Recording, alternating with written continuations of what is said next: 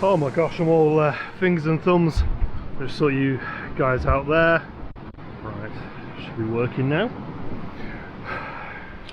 Well, good morning and welcome to another. I've just walked through cobwebs. Ah, gross. Well, a very good morning and welcome to Nant Mill. So I'm back in my localish area. I've travelled over towards Wrexham, and I've come out today just to do some photography. So I'm a little bit out of breath. I've been fighting through the torrents of that water. I've got my waders on and yeah, just trying to get a few images back there, but and I've come here to have a look at the waterfalls. Now, the 3 or 4 times I've actually been here, it's actually been quite low levels of water, and today is completely different. We've had a massive amount of rain over the past couple of days, and I really wanted to come here to kind of prove a point. Now, I was talking to another photographer and we were discussing is more better when it comes to waterfalls, and I've always been on the understanding that too much water can actually take away from the image. So we're going to explore this today and sort of see whether this theory is actually true, and this is certainly one of those locations to test that theory out. Now, I've been wading through our water to try and get the last couple of shots. I'll put a couple on screen in a moment, but I'm also going to do a comparison to when I was here when the water level was a little bit more manageable. Now, my theory behind this is, do you actually lose the detail in the image if there's too much water? Very similar to long exposure. If you do a very long exposure of the sky and you've got the clouds moving, you just lose all the detail. Is it the same with waterfall photography?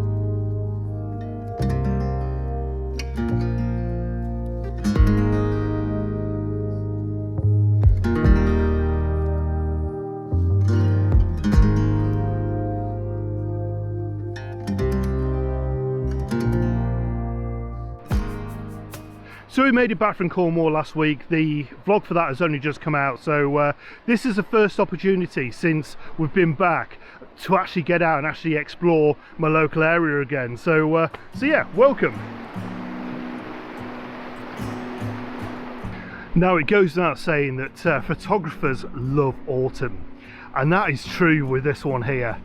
But I've got to say, there's something very magical about mid-November, or certainly late November, when everything's kind of fallen. There's just a few of the leaves left on the trees, but everything's kind of on the ground. It really gives the floor something magical.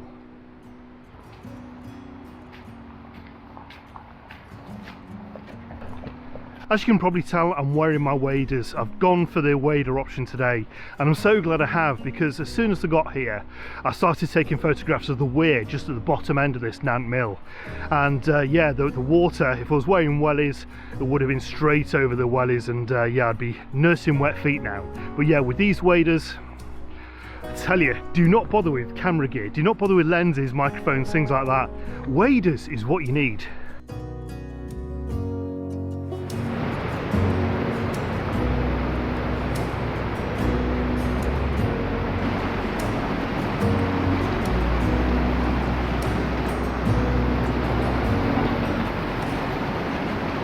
Right, so I'm going to try and explain what this shot is.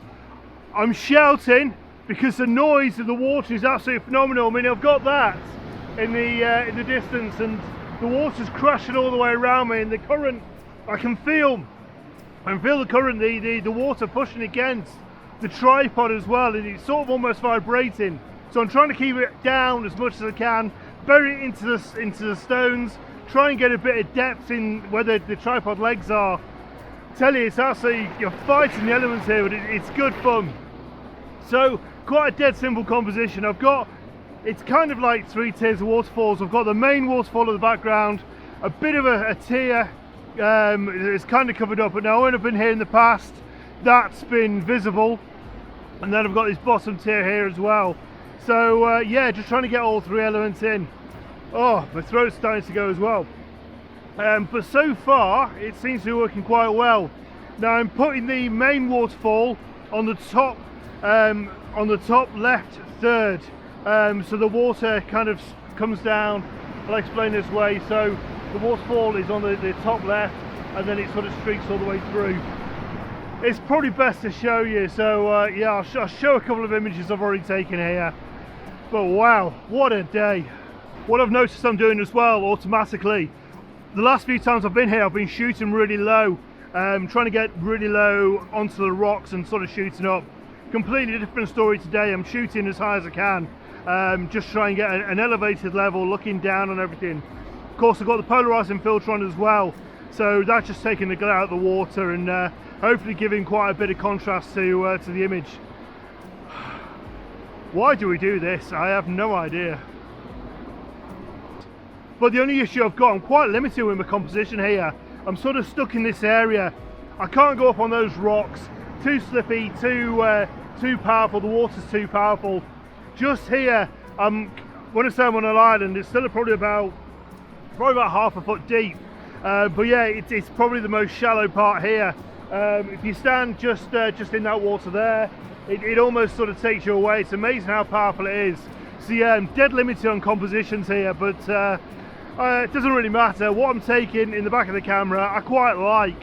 So yeah, when I go back to saying that, can you have too much of a good thing? Yes, you can, because it kind of limits you, but it's all photography, it's all landscape photography or waterfall photography, and you've just got to enjoy it. You've just got to come to these sort of locations and just take what you get given. And yeah, I don't know, I'm still undecided what I like the most.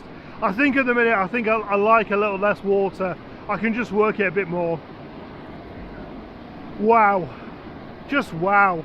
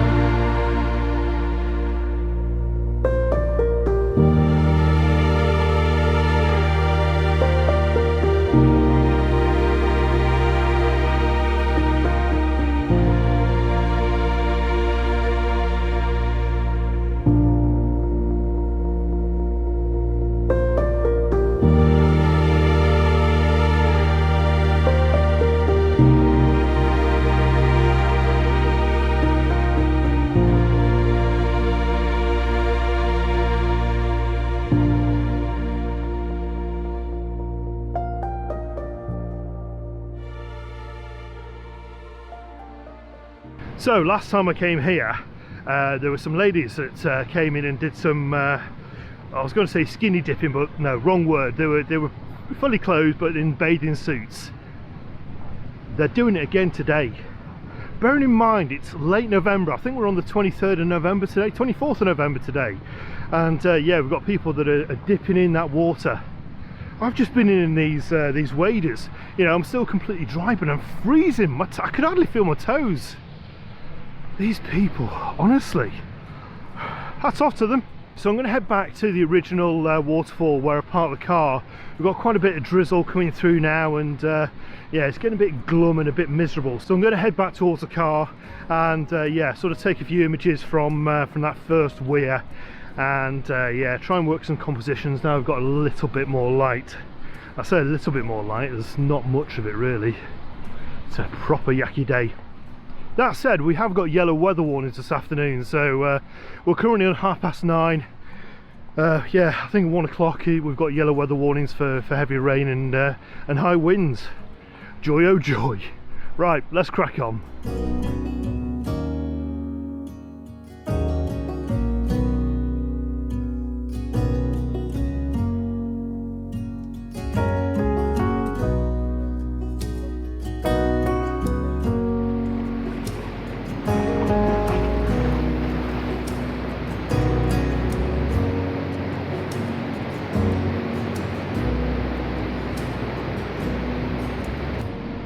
So I've taken a couple of images now just around the area.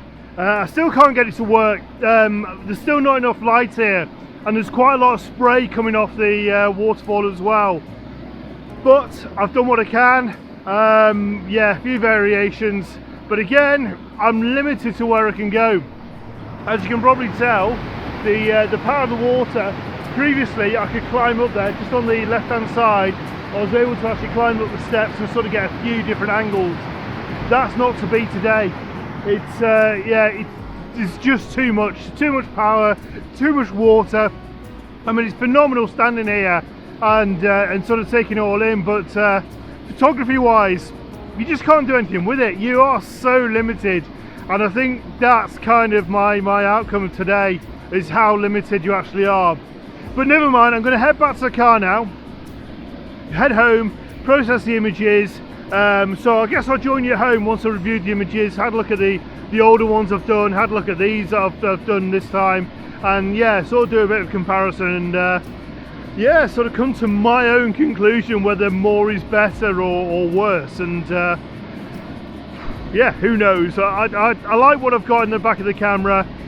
From what I've seen, they look okay, but like I say, you are really quite limited with the compositions you can get. But yeah, take the dungarees, the waders off, head home, and I'll join you a little bit. See you then. Bye.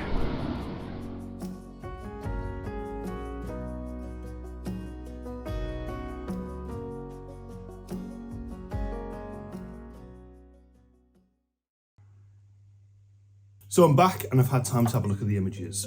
What do I think? Well, I'm really like the scales of justice. I really can't make up my mind. Going there yesterday was an absolute great experience. It was absolutely gorgeous, and the power of that water sort of pushing through you sort of really shows the power of nature and what nature can give you. But as I said in the video, I was also struggling for a composition. I think that was the biggest challenge throughout the whole of the day. That and trying to power through water. That was powerful. So back to the original question. Can you have too much of a good thing? And when I was there, I was adamant that yes, you can. Too much water just sort of takes away from the images. But actually shooting there yesterday really opened my eyes, and it sort of, I don't know, it gave me a bit of a fresh look. And whilst I was there, I was kind of thinking, and my thought process was, yes, it's difficult to get a composition, but if it was easy, everybody would do it. And yes, another safety aspect with the power of that rushing water, it can quite easily knock you down, certainly with the slippiness of the rocks. You've just got to be careful. But before I did this shoot, I was adamant that just the right amount of water just works well. Now I'm not too sure. So my final conclusion to this is, just get out there and shoot. And yes, my outcome is a little bit wishy-washy, but I really enjoyed that day with all that powerful water. But I enjoy going there with less water as well, where I can work more compositions. I guess it all depends on your frame of mind and actually what you want to get out of the images. And this got me thinking to the amount of times I've actually not bothered going out shooting because the weather conditions haven't been perfect, I've not felt 100% perfect, too much water, too little water, things like that.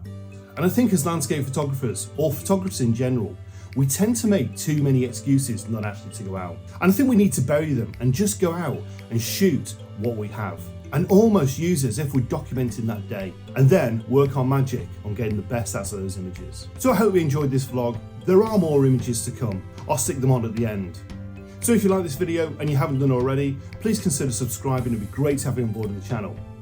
Also leave a comment, let me know who you are, where you're from, and if you've been to Nant Mill and what the water levels were like. Also, which were your favourite images? And of course, don't forget to give me that thumbs up, that'd be really appreciated. The next video should be out pretty soon, and it's going to be something pretty different. It's all to do with this new setup. So take care, all the best. Next vlog out very, very soon. Bye bye now.